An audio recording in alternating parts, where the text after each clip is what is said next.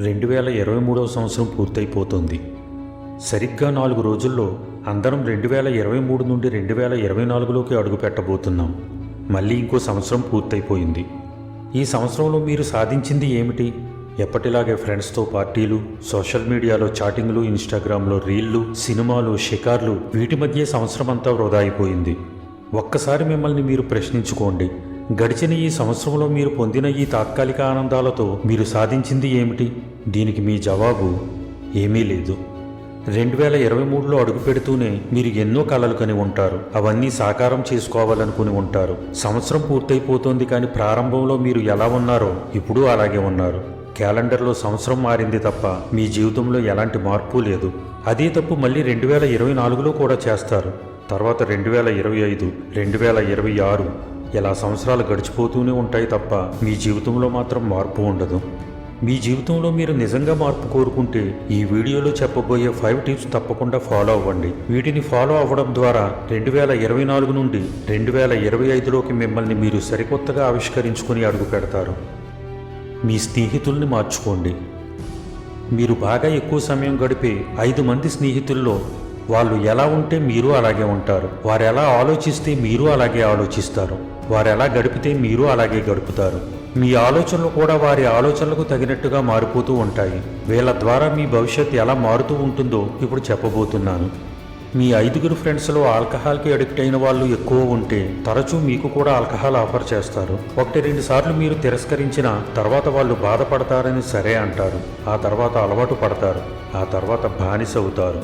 మీ friends ఎక్కువగా social మీడియాలో గడుపుతూ ఉంటే మీరు కూడా ఎక్కువగా అందులోనే ఉంటారు. వాళ్ళతో చాట్ చేస్తారు. వాళ్ళు ఏవైనా పోస్టులు పెడితే లైక్ చేస్తారు, కామెంట్ చేస్తారు, షేర్ చేస్తూ ఉంటారు.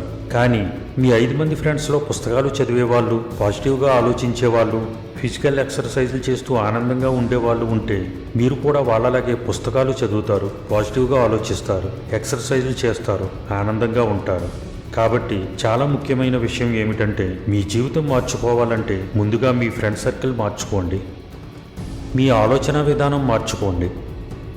2024లోకి వెళ్లే ముందు మీ మైండ్ సెట్ని పూర్తిగా మార్చుకోండి. చిన్న చిన్న విషయాల గురించి ఎక్కువగా ఆలోచిస్తూ మనసు పాడు చేసుకోకండి.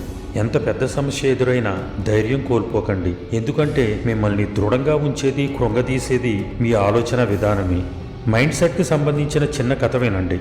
ఒకసారి ఒక ధనికుడు పట్టణం వెళ్ళి కొంతకాలం తర్వాత తిరిగి వచ్చాడు. తను వచ్చేసరికి తను కట్టుకున్న అందమైన ఖరీదైన భవనం మంటల్లో తగలబడిపోతూ కనిపించింది. ఏం చేయాలో అర్థం కాక పిచ్చివాడిలా అరవసాగాడు. చుట్టూ కొంతమంది జనం తమాషా చూసినట్టు చూస్తున్నారు. అంతలో అతని కొడుకు అక్కడికి వచ్చి తండ్రితో, నాన్న, నువ్వేమీ బాధపడకు అన్నాడు తండ్రి చేతులు పట్టుకొని. అది విన్న తండ్రి కోపంగా, నేను కష్టపడి కట్టుకున్న ఇల్లు కాలిపోతుంటే బాధపడకుండా ఎలా ఉంటాను అన్నాడు. దానికి కొడుకు, నాన్న, మీరు లేకపోవడం వల్ల చెప్పలేకపోయాను. మీ అంగీకారం లేకుండానే ఈ ఇంటికి మంచి ధర రావడం వల్ల అమ్మేశాను అన్నాడు. అది విన్న తండ్రి మనసు తేలికపడింది, బాధ మాయమైంది. తను కూడా అక్కడున్న జనంతో పాటు కాలిపోతున్న ఇల్లుని చూస్తూ నిలబడ్డాడు. కొద్దిసేపట్లో అతని రెండో కొడుకు వచ్చి తండ్రి వైపు కోపంగా చూస్తూ, ఏమిటి నాన్న, ఇల్లు తగలబడిపోతుంటే ఆర్పే ప్రయత్నం చేయకుండా అలా చూస్తున్నారు అని అడిగాడు. తండ్రి ప్రశాంతంగా, ఇప్పుడు అది మనిల్లు కాదు, అన్నయ్య దాన్ని వేరెవరికో అమ్మేశాడు అన్నాడు. దానికి కొడుకు, అది నిజమే, కానీ అది ఒప్పందం మాత్రమే జరిగింది. మన చేతికి ఇంకా డబ్బు రాలేదు, కాబట్టి ఆ ఇల్లు ఇంకా మనదే అన్నాడు. అది విన్న ధనికుడు మళ్లీ బాధతో అక్కడే కూలబడిపోయాడు. కొద్దిసేపట్లో మూడవ కొడుకు వచ్చి ఏడుస్తున్న తండ్రితో, ఇల్లు కాలిపోతుందని భయపడకు నాన్న, ఇప్పుడు అది మనిల్లు కాదు, అన్నయ్య అమ్మేశాడు. దాన్ని కొన్నవాళ్ళు ఈ రోజు నన్ను పిలిపించి డబ్బు మొత్తం ఇచ్చేశారు అన్నాడు. అది విన్న ధనికుడు మళ్లీ ఆనందంగా పైకి లేచాడు. అతని బాధ, దుఃఖం పూర్తిగా తగ్గిపోయాయి. ఈ కథ విన్న తర్వాత మనకు అర్థమైంది ఏమిటి? అదే తండ్రి, అదే ఇల్లు, కానీ తండ్రి మైండ్లో ఆలోచనలు మాత్రమే మారాయి. అవే అతన్ని కాసేపు దృఢంగా ఉంచుతూ, కాసేపు బలహీనపరుస్తూ రకరకాలుగా ఇబ్బంది పెట్టాయి. అందుకే ముందుగా మీ మైండ్ సెట్ మార్చుకొని ఆత్మవిశ్వాసంతో 2024లోకి అడుగు పెట్టండి. ఇప్పుడే చేయండి. 2024లో మీరు ఇది చేయాలి, అది చేయాలి అనుకుంటూ ఇప్పటికే చాలా ఆలోచించుకొని ఉంటారు. పొరపాటును కూడా రేపు చేస్తాను, అన్న ఆలోచన మాత్రం రానివ్వకండి. సంవత్సరం పూర్తయిపోయే వరకు రేపు రేపు అనుకుంటూనే ఉంటారు. సంవత్సరం పూర్తయిపోతుంది తప్ప మీరేమీ చేయలేరు. అందుకే రేపు అంటూ వాయిదా వేస్తూ ఈ రోజును వృధా చేయకండి. మీరు వాయిదా వేస్తే టైం మాత్రం ముందుకు సాగిపోతూ ఉంటుంది. టైం ఎవరి కోసమూ ఆగదు. అందుకే పరుగెత్తే కాలంతో పోటీపడి మనం కూడా పరిగెడితేనే అనుకున్నవన్నీ సాధించగలం. మీరేదైతే చేయాలనుకుంటున్నారో అది ఈ రోజే, ఇప్పుడే మొదలు పెట్టండి. ఎప్పుడు నేర్చుకుంటూ ఉండండి. ఎప్పుడూ ఏదో ఒకటి నేర్చుకుంటూ ఉండండి. ప్రపంచంలో ఎంతోమంది గొప్ప వ్యక్తులు ఎంత గొప్ప స్థాయికి చేరుకున్నా ఎప్పుడూ ఏదో ఒకటి నేర్చుకుంటూనే ఉంటారు.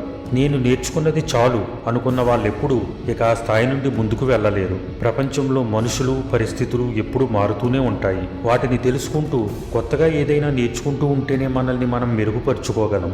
ఒకసారి ఒక పెద్ద వేదిక మీద ఓ గొప్ప మోటివేషనల్ స్పీకర్ని ఒక వ్యక్తి ఇలా అడిగాడు, ఎంతమంది ముందు ప్రతి విషయాన్ని ఇంత కాన్ఫిడెన్స్తో ఎలా చెప్పగలుగుతున్నారు? ఇందులో రహస్యం ఏమిటి? దానికి అతను నవ్వి ఇలా చెప్పాడు, ఇందులో రహస్యం ఏమీ లేదు. మా ఇంట్లో ఒక లైబ్రరీలో ఉండే బుక్స్ కంటే ఎక్కువే ఉంటాయి.